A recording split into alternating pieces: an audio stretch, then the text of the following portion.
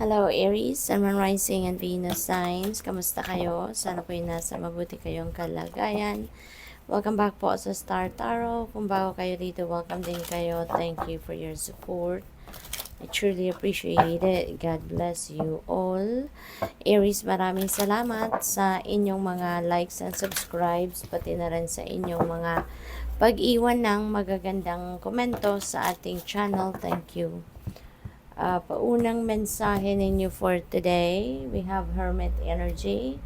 Napakaganda nito, no? Kasi pinapaalalahanan kayo rito na panahon na para magpahinga muna kayo, pahinga muna, at nang makapag-contemplate kayo, makapag-contemplate, makapag-reflect, no? You can go deep within you, kasi maaaring may mga guidance, no? Ang divine universe na kailangan ninyong madiskubre sa ngayon, kailangan ninyong marinig, no? But when you are busy, 'di ba? Kapag lagi tayong may ginagawa, busy ang isip natin, busy yung katawan natin, hindi natin maririnig, no? Kung ano man yung guidance sa atin, because they come in a very subtle way.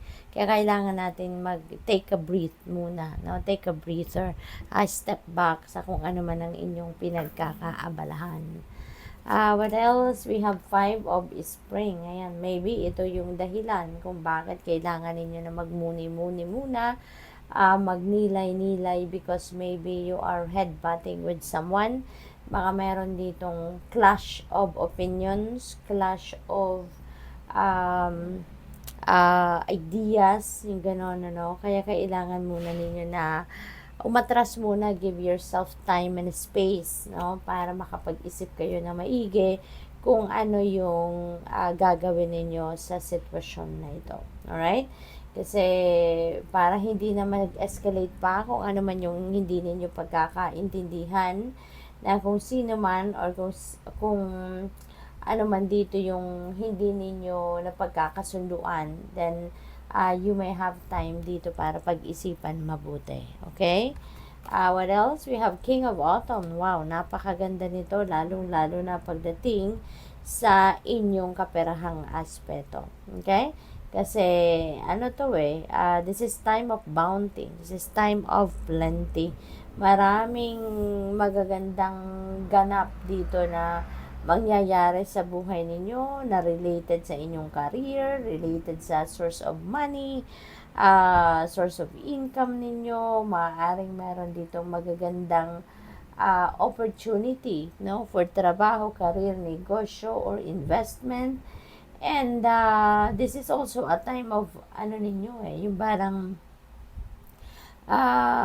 yung mga plano ninyo, yung mga ginawa na ninyo, maybe they're coming to fruition, no? Magbubunga na yung mga pinagsisikapan ninyo. At kaya magiging kayo ngayon, magiging accomplished, no?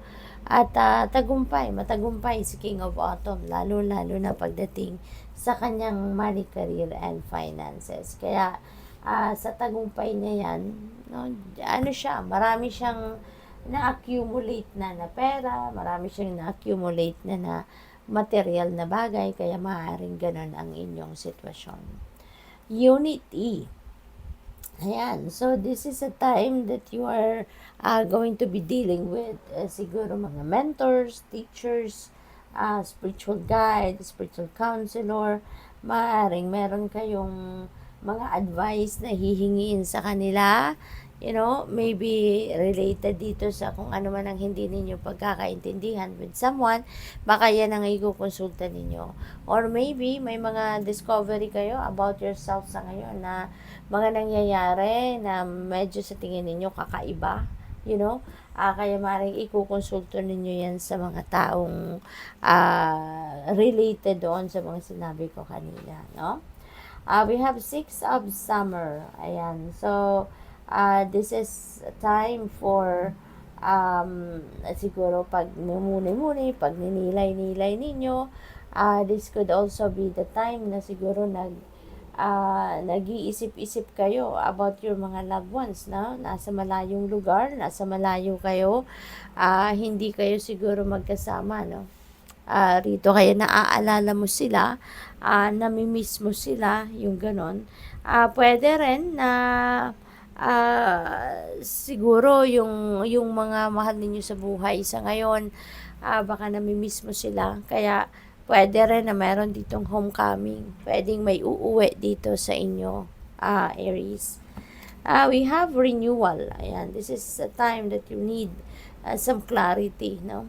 Maybe related dyan dito sa Five of Spring na gusto ninyong malinawan kung bakit kayo nagkaroon ng away, bakit kayo nagkadiskusyonan, bakit kayo hindi nag-agree sa isang bagay, maaring ganon.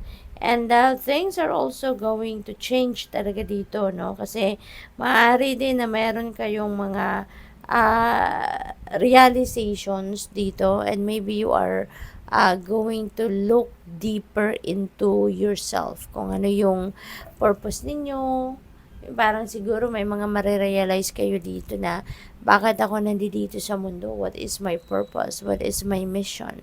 No, maaari din na yun ang dahilan kung bakit kayo ay makikipagkonsulta sa mga spiritual teacher, spiritual counselor, mga ganon, mentors, because maybe naguguluhan din kayo, no, sa isip ninyo, bakit kayo nandito. Maybe you are seeking for a deeper meaning of life.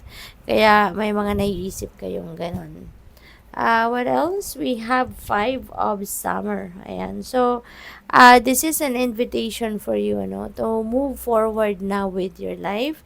Kasi, maaaring meron ditong pinagdaanan kayong meron kayong mga pinaghihinayangan, meron kayong mga regrets, but this is giving you a heads up na if you're going to still hang on to what is already in the past or what's behind you, at instead of focusing on what is now, 'di ba? Anong nangyayari sa ngayon, parang sayang lang, 'di ba, ng panahon, sayang lang ng effort. Kaya wag na kayong malungkot, wag na kayong magdamdam, and move forward, focus on what is happening right now, and kung ano ang meron kayo sa buhay ninyo sa ngayon. What else? We have Two of Spring. Ayan. So, partnership.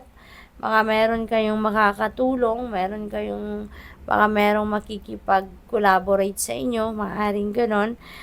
This could also be, baka merong tutulong talaga sa iyo. Baka yung mga lalapitan ninyong tao, they're going to help you, na makabangon kayo from whatever the situation na pinagdaanan ninyo. So, ayan, maybe someone is going to share with your vision, no? With your plans, yung ganon. And kung sino man ito makakatulong sa iyo. This is really going to be a huge part, no, ng buhay ninyo, kasi it will really contribute something good, no, sa buhay ninyo, kasi maring mabago din dito yung inyong perspective. So good luck sa iyo. Kuha tayo ng final message ninyo sa trinket. Kuha tayong isa. So we have star. Ayan, yung star, this is definitely about hope. This is about positivity, happiness, renewal, tulad nito, enlightenment, and guidance. So, talagang gagabayan kayo ng Divine Universe. Kaya nga kailangan talaga na mag-go deep within kayo. Mag-reflect kayo, kasi dyan ninyo makikita, maririnig kung ano yung gabay para sa inyo. Thank you for watching. Love and light. Namaste.